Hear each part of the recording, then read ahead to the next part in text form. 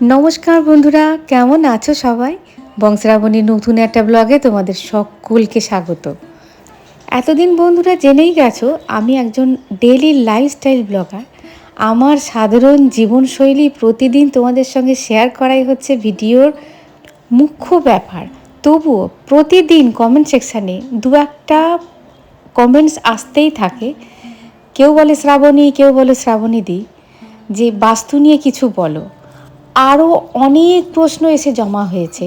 তা যাই হোক, সব প্রশ্নের হয়তো উত্তর দিতে পারবো না, তবুও চেষ্টা করব বাস্তু নিয়ে কিছু বলার বা বাস্তু দোষ নিয়ে কিছু বলার আর কিছু প্রশ্নের উত্তর দেওয়ার।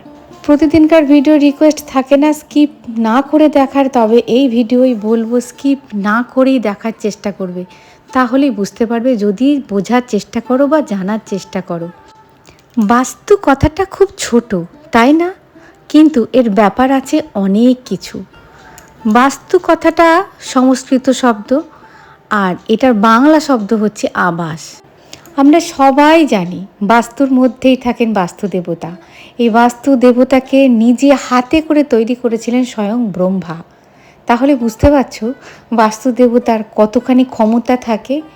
উনি রুষ্ট হওয়ার ওপরও অনেক কিছু নির্ভর করে, উনি শান্ত থাকার ওপরেও অনেক কিছু আমাদের জীবনের নির্ভর করে, বা উনি সন্তুষ্ট থাকার ওপরেও আমাদের জীবনের অনেক কিছু নির্ভর করে, যদি আমরা মেনে থাকি, যদি আমরা বিশ্বাস করি সনাতনকে। পুরাণে বাস্তু নিয়ে এমন অনেক কথা বলা হয়েছে যা শুনলে তোমাদের রোম খাড়া হয়ে যাবে। বাস্তু দেবতার মধ্যেই অবস্থান করেন অনেক দেবতা। তাই বাস্তু দেবতাকে যদি আমরা সন্তুষ্ট রাখতে পারি, ঠিকঠাক করে রাখতে পারি, তাহলে আমাদের উন্নতিও আসবে, আমাদের জীবনের বাধাও কাটবে। বাস্তুশাস্ত্রেই বলা আছে গাছ রাখো, বাড়িতে গাছ রাখো, তবে সব গাছ নয়। কি কি গাছ নয় একদিন আমি ভিডিওই বলেছিলাম। তার মধ্যে অপরিহার্যভাবে রাখতে হবে, এই দেখো, এই তোমার অপরাজিতা গাছ। এই অপরাজিতা গাছের কথা আমি বারবার বলেছি। যদি অপরাজিতা গাছকে বাঁচাতে পারো, এরকমভাবে গোড়াটিকে মোটা করতে পারো, দীর্ঘদিন অপরাজিতা একটা গাছ আছে তোমার বাড়িতে ঠিকঠাকভাবে, জানবে তোমার বাস্তু অনেকটা ক্ষেত্রে ঠিকঠাক আছে। তবে হ্যাঁ, সর্বোপরি গাছ তো, ওটাকে যত্ন করতে হবে, ঠিকঠাক নিয়ম করে ওটাকে যত্ন করতে হবে। আর অপরাজিতা গাছ এতটাই ভালো বাস্তুতে রাখা যে এর উপকারিতা তোমরা চিন্তাও করতে পারবে না যে এর উপকারিতা কতখানি। অনেকে হাস্যস্কর বলে মনে হবে, যারা মানে না তাদের কাছে কুসংস্কার বলেও মনে হতে পারে। যাই হোক, এটা তো আমি অনেকের জন্য করছি, যারা চেয়েছে তাদের জন্যও করছি, আর যারা চায়নি তারা যদি আমার ভিডিওয় আসে তাদের জন্যও আমি করছি। দুর্গাপুজোয় ম্যান্ডেটারি অপরাজিতা গাছ, সেই অপরাজিতার ডাল কিন্তু প্রতি বছর নিয়ে আসে সবাই বাড়িতে পুজোর পর, সেটাও বলেছি। তার মানে বুঝতে পারছো অপরাজিতা গাছের মাহাত্ম্য কতটা। তুলসী গাছ, প্রবেশ পথের পাশে যদি তুলসী গাছ রাখো, অবভিয়াসলি বাড়ির ভিতরে হতে হবে, বাড়ির বাইরে নয়। তুলসী গাছ রাখো, আর সেই তুলসী গাছের মঞ্জুরি ঠিক ঠিক সময় কাটবে, ঠিকভাবে যত্ন করে রাখবে, তবে অবশ্য ওটা পুজো করা তুলসী গাছ নয়, এমনি তুলসী গাছ। তোমার বাস্তুদোষ যদি থেকেও থাকে আস্তে আস্তে কাটবে। হনুমানজির ফটো অবশ্যই বাড়ির ভিতর দিকে রাখার চেষ্টা করবে। উনি হচ্ছেন 7 চিরঞ্জীবীর মধ্যে এক চিরঞ্জীবী। উনি কিন্তু এখনও জীবিত আছেন। উনি যদি এসে দেখেন যে তুমি ওনাকে একদম বাড়ির বাইরে করে রেখে দিয়েছো, তাহলে তো উনি কষ্ট পাবেন। তাই বাড়ির ভিতরে মানে কি, বাড়ির বাইরে একটু জায়গা থাকবে, হয়তো ধরো উঠান, সেই উঠানের পর তোমার যে মেন গেট, মেন দরজা গৃহে প্রবেশ করার, সেই দরজার সামনে রাখবে। উনি সমস্ত রকমের নেতিবাচক শক্তিকে ওইখান থেকেই দূরে পাঠিয়ে দেবেন, যদি তুমি ভক্তিভাবে ওনাকে রাখো। আমার গুরুদেবকে গিয়ে যখন আমি জিজ্ঞাসা করতাম, গুরুদেব আমি গৃহের কোথায় কি রাখবো, কোথায় 7টা ঘোড়া রাখবো, কোথায় ঘড়ি রাখবো, কোথায় এটা রাখবো, কোথায় ওটা রাখবো, তখন গুরুদেব হাসতে হাসতে বলতেন, দেখ বাস্তুর মধ্যে সব থেকে ইম্পর্টেন্ট হচ্ছে বাস্তুতে থাকা মানুষগুলো যদি পজিটিভ হয়, তাদের কাজকর্ম যদি ইতিবাচক হয়, তাহলে বাস্তু দোষ থাকলেও বাস্তু দোষ ছাড়া বাস্তু হয় না। সব বাস্তুতেই কিছু না কিছু বাস্তু দোষ থেকেই যায়। তাহলে কিন্তু বাস্তু দোষ ওইখানেই প্রায় 60% বাস্তু দোষ চলে যায়। বাস্তুটাকে কেমনভাবে রাখছো? পরিষ্কার পরিচ্ছন্নভাবে না অপরিষ্কার করে? এর ওপরও কিন্তু বাস্তুদোষ নির্ভর করে। বাস্তুদোষ না থাকলেও বাস্তুদোষটা লেগে যায়। তাই যে বাস্তুতে বাস্তু দেবতা বিরাজমান, সেই বাস্তুকে পরিষ্কার পরিচ্ছন্ন আগে করতে হবে। তুমি যে পুজোটি করতে যাবে, সেই পুজোটা করার আগে তোমাকে আগে দেখতে হবে তো যে বাস্তুটা পরিষ্কার পরিচ্ছন্ন হয়েছে কি না। আমার গুরুদেব বলতেন, খেয়ে দিচ্ছিস কি না খেয়ে দিচ্ছিস ব্যাপার সেটা নয়, বাস্তুটাকে পরিষ্কার করে তারপরে কিন্তু পুজো দিতে যাবি, আর মনটাকে পরিষ্কার করে। আমি গুরুদেবকে বলেছিলাম যে প্রতিদিন কি সম্ভব? বলছে আচ্ছা, তুই যখন বেড়াতে যাস কোথাও, বেড়াতে গিয়ে যে হোটেলটাই উঠিস, সেই হোটেলটাই আগে কি দেখিস বলতো? আগে দেখিস বিছানাটা ঠিক আছে কিনা, পরিষ্কার আছে কিনা, রুমটা পরিষ্কার আছে কিনা, ওয়াশরুমটা পরিষ্কার আছে কিনা, তবেই তো তোর ভালো লাগে থাকতে। তাহলে তুই যখন পুজো করবি, তখন তো দেবতাকে তুই আমন্ত্রণ জানাচ্ছিস বাড়িতে আসার জন্য কাঁসর ঘণ্টা ধূপ ধুনো উপাচার উপাসনা দিয়ে। তাহলে তো উনি তো যদি এসে দেখেন যে তোর বাস্তুটি ঠিক নেই, পরিষ্কার পরিচ্ছন্ন নেই, তাহলে কি ওনার ভালো লাগবে? ওনার তো ভালো লাগবে না থাকতে। তখন আমি বুঝেছিলাম সত্যি তো উনি ঠিক বলেছেন। সেই থেকে একটু একটু একটু করে অভ্যাস তৈরি করেছি। তোমরাও করো, একটা ডিসিপ্লিন ওয়াইজ নিয়ে এসো, টাইম মেনটেন করো। দেখবে একদিনে হবে না, দুদিনে হবে না, হয়তো 10 দিনেও হবে না, কিন্তু 1 মাসের পর দেখবে নিজেকে পরিবর্তন করতে পারছো। আর যখনই পরিবর্তন করতে পারবে, তোমার বাস্তুও পরিবর্তন হবে। আর বাস্তু যখন পরিবর্তন হবে, তখন আমি কথা দিচ্ছি, তোমরা হয়তো বলবে তুমি কে কথা দেওয়ার? আমার কথা বাদ দাও, বাস্তুশাস্ত্র কথা দিচ্ছে, তোমার উন্নতি কেউ আটকাতে পারবে না। তার সঙ্গে দরকার পরিশ্রম। আমি প্রত্যেকটা এই ধরনের ভিডিওতে বলেছি বন্ধুরা, পরিশ্রমই হচ্ছে উন্নতির মূল চাবিকাঠি। বাস্তু ঠিক করেও কিছু হয় না যদি তুমি পরিশ্রম না করে অলসভাবে দিন যাপন করো, তাহলেও কিন্তু তোমার বাস্তু ঠিকঠাক থাকলেও তুমি এগোবে না। আবার তুমি এগোচ্ছ, পরিশ্রম করছো, কিন্তু ঠিকঠাক রেজাল্ট পাচ্ছ না। হয়তো দেখবে বাস্তুতে কোথাও কোথাও গণ্ডগোল আছে, যে কথাগুলো আমি একটু আগে বললাম সেখানে হয়তো কোনো গণ্ডগোল আছে। তাহলে তুমি পরিশ্রম করবে, তুমি 5 পা এগিয়ে যাবে, তোমার বাস্তু 3 পা পেছিয়ে দেবে, একদম প্রমাণিত। মানুষ পরিস্থিতির শিকার, জানো। তোমার বাড়িটি এমনভাবে তৈরি যেখানে তোমার ঠাকুর ঘরটি যে মুখো হওয়ার দরকার সে মুখো হয়তো হয়নি। তাহলে অনেকেই বলবে এই মুখো তো ঠাকুর ঘর হওয়া উচিত নয়, এরকমভাবে তো রাখা উচিত নয়। কিন্তু তুমি যখনই পুজো করবে তখনই পূর্ব মুখ করে পুজো করবে। তাহলে ঠাকুর ঘর যেখানেই থাকুক না কেন, যে অবস্থায় থাকুক না কেন, তোমার ঠাকুর ঘরটি যদি পরিষ্কার পরিচ্ছন্ন থাকে, তুমি যদি পূর্ব মুখ করে পুজো করো, তাহলে কিন্তু তোমার পুজোটাও ঠিকঠাক হবে আর তোমার বাস্তু দোষও লাগবে না। প্রত্যেক বৃহস্পতিবার মা লক্ষ্মীকে দুর্ব অর্পণ করো। ঘটে তো দেবেই, প্রত্যেক বৃহস্পতিবার মা লক্ষ্মীকে দুর্ব অর্পণ করো, আর প্রত্যেক বুধবার গণেশ মামাকে দুর্ব অর্পণ করো। যেটুকু বাস্তুদোষ তোমাদের ছোটোখাটো আছে, বাস্তুদোষ কাটতে বাধ্য। তবে সব দুর্বাঘাস নয়, কেমন দুর্বা নিতে হবে এই নিয়েও আমার কিন্তু ভিডিওতে দেওয়া আছে, ভিডিওই বলা আছে। ব্যস্তময় জীবন বন্ধুরা, প্রত্যেক দিন সমানভাবে পুজো করা হয় না। কোন দিন হয়তো শরীরটা বসে থাকে, মনটা থাকে অন্য জায়গায়। কোন দিন হয়তো মনটাও থাকে না, শরীরটাও ঠিকঠাক থাকে না। কিন্তু যেদিন মন শরীর দুটোই সঙ্গ দেবে, সেদিন একটু মন থেকে পুজো করবে, দেখবে বাস্তুদোষ থাকলেও আস্তে আস্তে কাটতে থাকছে। মন্ত্র না বলতে পারলেও শুনবে, মন্ত্র প্রতিদিন চালাবে বাড়িতে। মন্ত্র শক্তির যে কতটা বড় শক্তি, মানে ধারণারও বাইরে। তোমাদেরকে ডেলি ব্লগে আমি বলি, মন্ত্র যে মানে অনেকগুলো ভিডিও আমি এর ওপরে তৈরি করেছি বন্ধুরা, যে মন্ত্র শক্তি যে কত বড় শক্তি।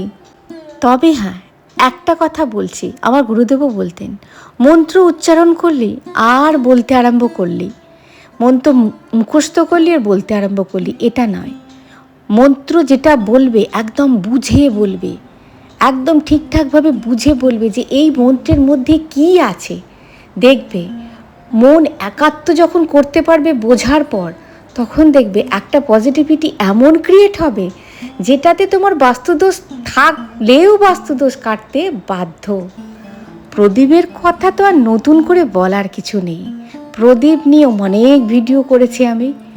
প্রদীপ প্রত্যেক দিন জ্বালাবে কর্পূর সহযোগে, প্রত্যেক দিন জ্বালাবে কর্পূর সহযোগে।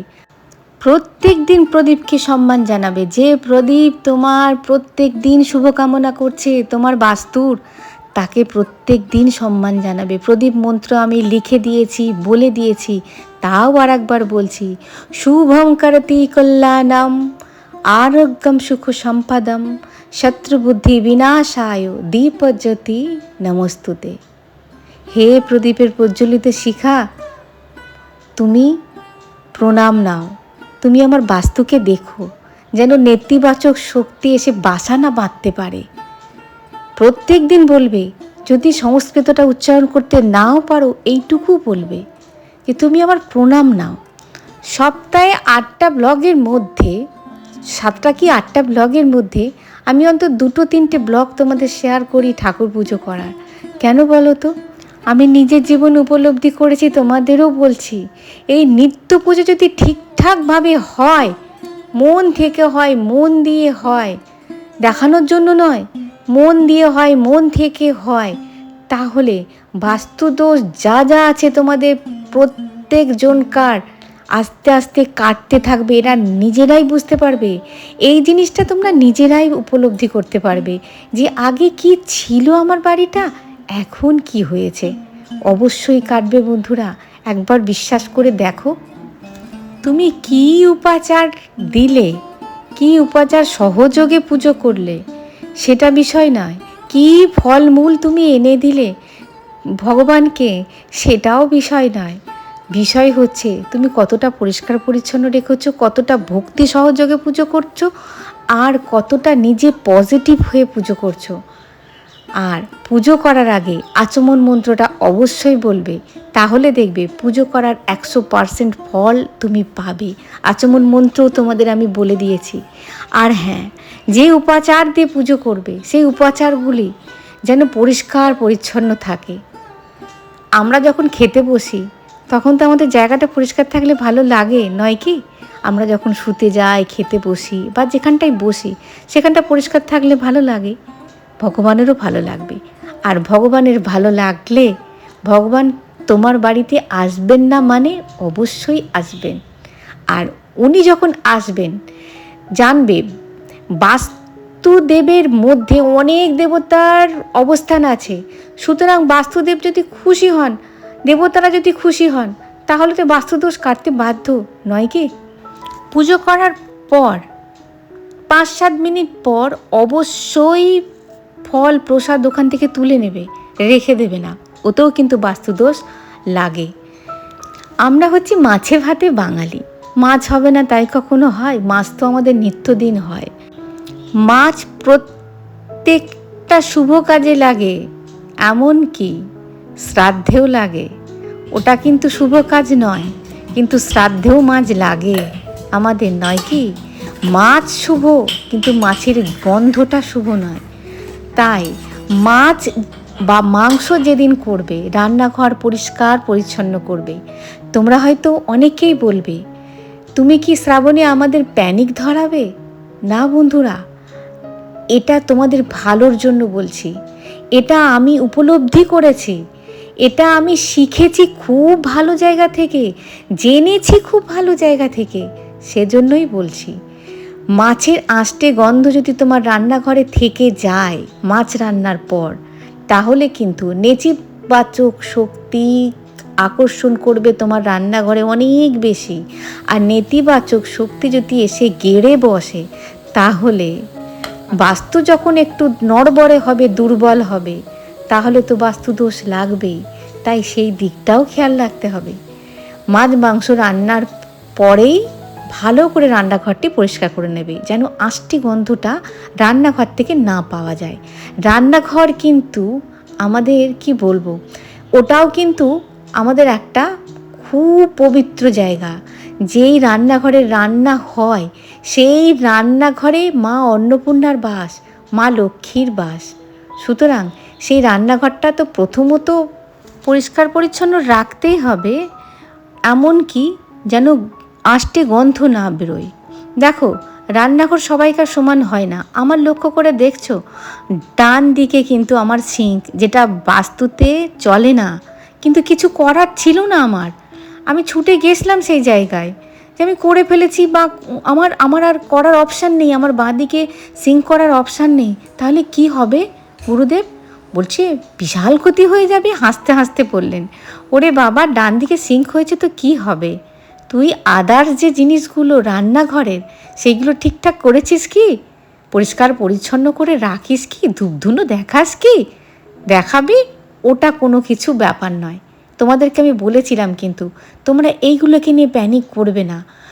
তবে উনি এটাও আমাকে বলে দিয়েছিলেন, যেহেতু সিঙ্কটা তোর ডান দিকে, ক্ষতি কিছু হবে না, রান্নাঘরে টাইম বেশি লাগবে, রান্নাঘর তোকে আটকে রেখে দেবে বেশিক্ষণ। হ্যাঁ, সেটাই হয়, আমি দেখেছি। এই প্রশ্ন প্রচুর এসেছে, শ্রাবণী বুদ্ধমূর্তি কোথায় রাখবো? বুদ্ধমূর্তি রাখবে ঈশান কোণে। উনি হচ্ছেন ক্ল্যারিটি দেবতা। পিস অফ মাইন্ড তোমার ঠিকঠাক থাকবে, তোমার বাস্তু ঠিকঠাক থাকবে। আর যদি তোমার ঈশান কোণে জায়গা না থাকে, তাহলে প্রবেশ পথে মানে ঢুকেই, তোমার মেয়ের এন্ট্রান্সে ঢুকেই যেন ওনাকে দেখতে পাওয়া যায়, তেমন জায়গায় তুমি রাখতে পারো। দেখো, এগুলো শুধুই শোপিস নয়, এগুলো কিন্তু বাস্তুকে তোমার ঠিকঠাক রাখে। তবে অবশ্যই পরিষ্কার পরিচ্ছন্নভাবে রাখো। একটা রাখো, ক্ষতি নেই, পরিষ্কার পরিচ্ছন্নভাবে রাখো। 7টা ঘোড়ার ছবি রাখবো শ্রাবণীদি, কোথায় রাখবো? দেখো, 7টা ঘোড়ার ছবি আবেগে পড়ে অনেকে কিনে রাখে, কিন্তু 7টা ঘোড়ার ছবি যেখানে সেখানে রাখা যায় না। নর্থ ওয়েস্টে রাখবে। 7টা ঘোড়ার ছবি নর্থ ওয়েস্টে রাখবে। এটা কিন্তু চাঁদকে রিপ্রেজেন্ট করে, চন্দ্রমাকে রিপ্রেজেন্ট করে, আর চন্দ্রমা হচ্ছে হেলথ আর ওয়েলথের দেবতা। সুতরাং ওইখানে রাখো। তোমার ছোট হোক, পিকচার ছোট হোক, উন্নতি আসবে। মন বিষণ্ণ করা ছবি রাখবে না, শিশু কাঁদছে বা কোনো বিষণ্ণ করা ছবি রাখবে না। ঘড়ি, সময়, সময় হচ্ছে সব থেকে ইম্পর্ট্যান্ট জিনিস, আর সেটাকে তুমি পশ্চিম দিকে রেখে দিয়েছো। কি করে হবে? পশ্চিম দিকে রাখবে না ঘড়ি, বন্ধ করি রাখবে না। ছবি রাখবে, ছবিটা দেখে যেন খুব ভালো লাগে তেমন ছবি রাখবে। এই সব ছোট ছোট জিনিসগুলো বড় মাহাত্ম্য রাখে। বায়ুকোণে ঠাকুর ঘর নৈব নৈব চ, ঠাকুর ঘর করো ঈশান কোণে। বাস্তু ঠিকঠাক যেমন থাকে, তেমনি বায়ুকোণে রান্নাঘর নৈব নৈব চ, বাস্তু ঠিকঠাক থাকে।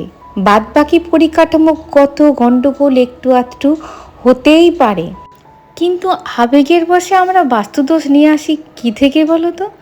এই যে নিয়ে চলে এলাম কতগুলো ইনডোর গাছ বা ফুল গাছ, সেইগুলো অযত্নে চোখের সামনে মরে যাচ্ছে, না পাচ্ছে জল, না পাচ্ছে খেতে। যদি ঠিকঠাক করে রাখতে পারো বন্ধুরা, তবেই রাখবে। এ থেকেও কিন্তু বাস্তুদোষ লাগে, আমরা বুঝতে পারি না। আর এই জিনিসটাকে দেখো, তোমার বিগড়ে যাওয়া বাস্তুর মহা ঔষধ। ব্যস্তময় জীবন বন্ধুরা, সপ্তাহে 7টা দিন দেওয়া হয়তো সম্ভব হবে না, 3টে দিন অবশ্যই দেবে। শুক্র, শনি, মঙ্গল, বৃহস্পতি, 4টে দিন। 3টে দিন বললাম, 4টে দিন অবশ্যই দেবে। কি সহযোগে দেবে তার ভিডিও করা আছে, দেখে নিতে পারো, কিন্তু দেবে। যদি কিছু সহযোগে নাও পারো, অন্তত কর্পূর সহযোগে অবশ্যই দেবে।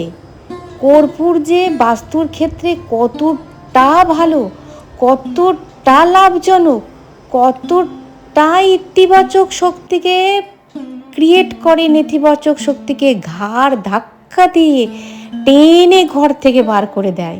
এটা যদি জানতে পারো না, তাহলে গায়ে কাঁটা দেবে। আর যখন সন্ধ্যা দেবে, সমস্ত লাইট কটা জ্বেলে দেবে। একটু বিল উঠবে, কিন্তু উঠুক না, উন্নতিও তো হবে। সন্ধ্যাবেলায় সমস্ত কোনায় কোনায় লাইট জ্বেলে দেবে, যেন অন্ধকার ঘুটঘুটে না থাকে, একটু যেন আলোকিত থাকে। যদি কিছু না পারো, ডিম লাইটটাকেও জ্বেলে দেবে। সারা দিন সূর্য দেবতা আমাদের প্রোটেকশান দেন। উনি যখন চলে যান, তখন নেতিবাচক শক্তিরা নৃত্য করতে করতে গৃহে ঢোকে। সুতরাং এই জিনিসটা হচ্ছে মহা ঔষধ বাস্তুর। তুমি যদি দিতে থাকো, তাহলে নেতিবাচক শক্তিরা এলেও বেশিক্ষণ থাকতে পারবে না। কেননা এই যে কর্পূরের গন্ধটা মোটেই ভালো লাগবে না। বহু দিনকার প্রশ্ন জমা হচ্ছিল, আমি হয়তো সব প্রশ্নের উত্তর একত্রিত করতে পারলাম না বন্ধুরা একটা ভিডিওর মধ্যে, দুঃখিত। আর যেগুলো বাকি থাকলো সেগুলো পরে চেষ্টা করব। আর একটা বলতে আমি ভুলে গেছি ভিডিওর মধ্যে, সেটা হচ্ছে দেখো, এক একটা রঙের ঘোড়া এক একটার প্রতীক। সুতরাং ঘোড়া রাখার আগে যদি বিশেষজ্ঞের সঙ্গে একটু আলোচনা করে ঘোড়া রাখো, 7টা ঘোড়া, তাহলে খুবই ভালো হয়। আর যদি নাও করতে পারো, তাহলে যে কোণটাতে বললাম সেই কোণটাতেই রেখো, এবং সেটা পরিষ্কার পরিচ্ছন্নভাবেই রেখো। আর একটা কি বলবো করে আমি ভুলেই যাচ্ছিলাম, সেটা হচ্ছে যেমন দুটো জিনিস বাড়িতে রাখবে, সেটা তোমার বাস্তুটাকে ঠিক করবে। সেটা হচ্ছে শিংযুক্ত হরিণের মুখ, শিংযুক্ত হরিণের মুখ। আর একটা হচ্ছে কি বলো তো, তোমার এই ক্রস চিহ্ন করা তরোয়াল। তবে এগুলো কোথায় রাখবে, এগুলো আগে যদি সংগ্রহ করো কেউ, কোথায় রাখবে সেটা নিয়ে আমি পরের ভিডিও একদিন বলবো। এইগুলো রাখলেও কিন্তু বাস্তুদোষ কাটে, উন্নতি আসে। অনেকের ক্ষেত্রে হয়তো মনে হবে যে এটা কুসংস্কার। না বন্ধুরা, বাস্তু যদি মানো, এটা কুসংস্কার নয়, একদমই কুসংস্কার নয়। ওই যে মা লক্ষ্মীর ঘট আছে, যেটা আমাদের মঙ্গল ঘট বলি, যে মা লক্ষ্মীর ঘটের ওপর যে ফুলগুলো রাখা থাকে, প্রত্যেক দিন আমরা নতুন ফুল দিই, তো পুরনো পচা ফুলগুলোকে কিন্তু তুলে নেবে। এই ছোট ছোট বাস্তু দোষগুলো, মানে এগুলো বাস্তু দোষ ঘটায়, এগুলো বাস্তু দোষ ঘটাতে সাহায্য করে। আর এই ছোট ছোট্ট দোষগুলো আমাদের বাস্তুদোষ, যে বড় বড় দোষগুলো আছে তোমার কাঠামোগত বাস্তু দোষ, সেইগুলোকে আরও ত্বরান্বিত করে। সুতরাং এই ছোট ছোট দোষগুলো যেন না করি, তাহলে কিন্তু বড় বড় বাস্তু দোষ আমাদের কোনো এফেক্ট করতে পারবে না, এটা 100% ঠিক। আর ঈশান কোণে বাস্তুদেবের মাথা থাকে, আর বায়ু কোণে বাস্তুদেবের পা থাকে। সুতরাং এই দুটো জায়গা অন্তত ঠিকঠাকভাবে যদি মেনটেন করা থাকে, বাকিটুকু মোটামুটি বাস্তুদোষ যদি থেকেও যায়, এই যে আমি ভিডিওয় ছোট ছোট বললাম, ছোট ছোট জিনিস যেগুলো যদি আমরা মেনে চলি, তাহলে অবশ্যই বাস্তুদোষ আস্তে আস্তে আস্তে কেটে যায়, কাটতে বাধ্য। তাহলে ভিডিওটা এই পর্যন্তই, দেখা হচ্ছে পরের ভিডিওয়। খুব ভালো থাকবে, খুব সুস্থ থাকবে। আজ আসি বন্ধুরা।